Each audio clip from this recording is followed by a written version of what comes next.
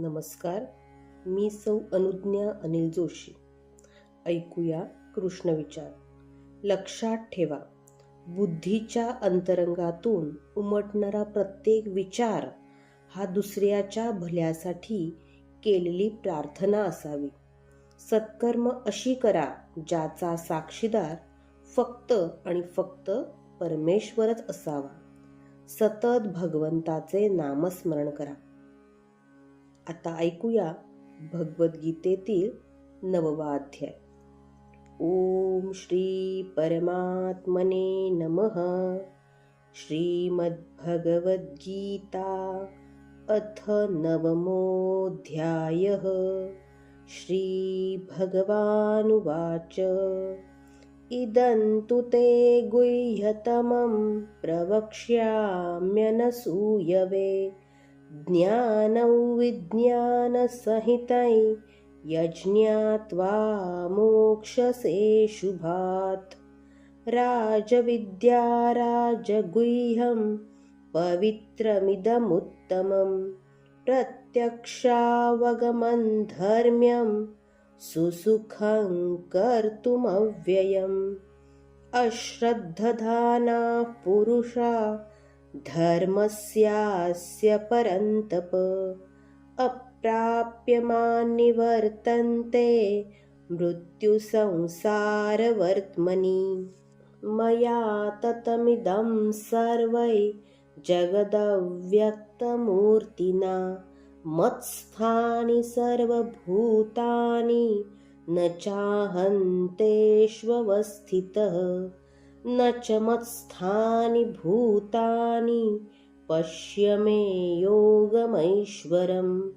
भूतभृन्न च भूतस्थो ममात्मा भूतभावनः. यथाकाशस्थितो नित्यौ वायुः सर्वत्र गो महान् तथा सर्वाणि भूतानि मत्स्थानीत्युपधारयः. सर्वभूतानि कौन्तेय प्रकृतिं यान्ति मामिकाम्. कल्पक्षये पुनस्तानि कल्पादौ विसृजाम्यहम्.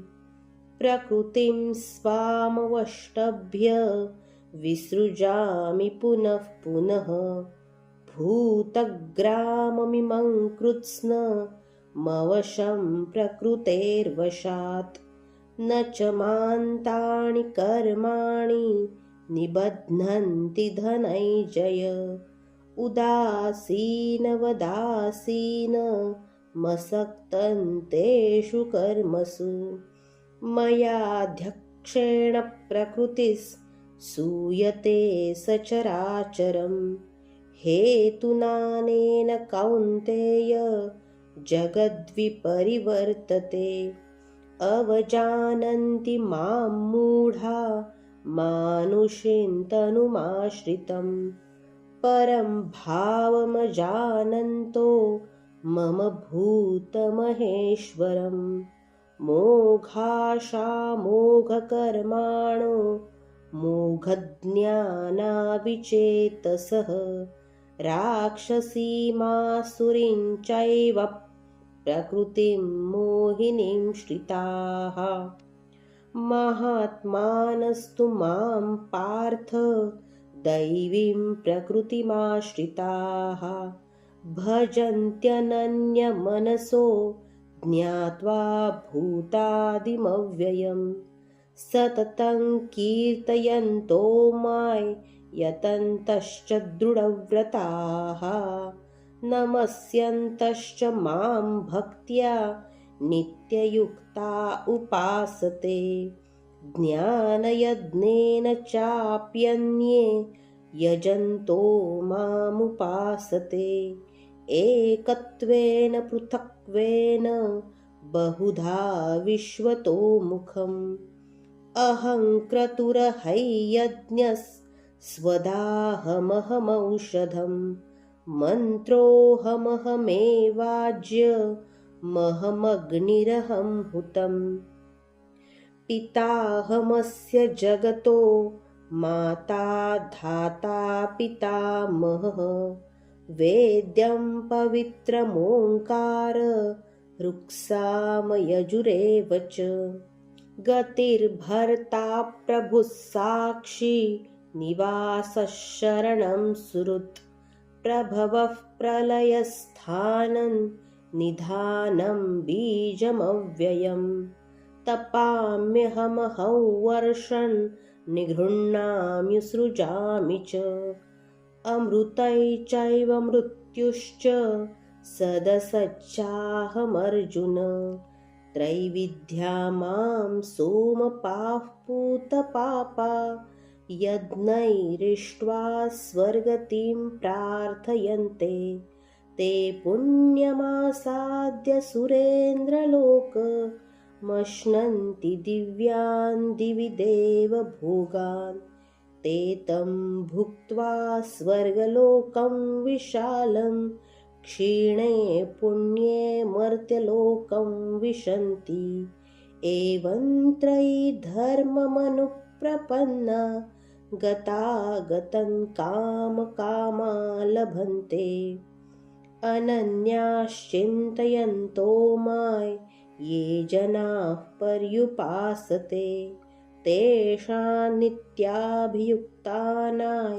योगक्षेमौ वहाम्यहम् येऽप्यन्यदेवता भक्ता यजन्ते श्रद्धयान्विताः तेऽपि मामेव कौन्तेय यजन्त्यविधिपूर्वकम् अहं हि सर्वयज्ञानां भोक्ता च प्रभुरेव च न तु मामभिजानन्ति तत्त्वेनातश्यवन्ति ते यान्ति देवव्रता देवान् पितॄण्यान्ति पितृव्रताः भूतानि यान्ति भूतेज्या यान्ति मद्याजिनोऽपि मां पत्रं पुष्पं फलं तोयै यो मे भक्त्या प्रयश्चति तदहं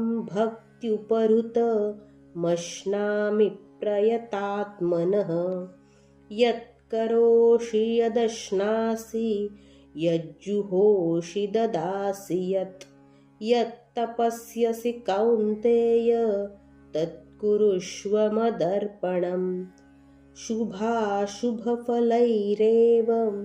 मोक्षसे कर्मबन्धनैः सन्न्यासयोगयुक्तात्मा विमुक्तो मामुपैष्यसि समोऽहं सर्वभूतेषु न मे द्वेष्योऽस्ति न प्रियः ये भजन्ति तु मां भक्त्या मयि तेषु चाप्यहम् अपि चेत् सुदुराचारो भजते मामनन्यभाक् साधुरेव समन्तव्यः सम्यग् व्यवसितो हि सः क्षिप्रं भवति धर्मात्मा शश्वच्छान्तिनिगच्छति कौन्तेय प्रतिजानीहि न मे भक्तः प्रणश्यति मां हि पार्थव्यपाश्रित्य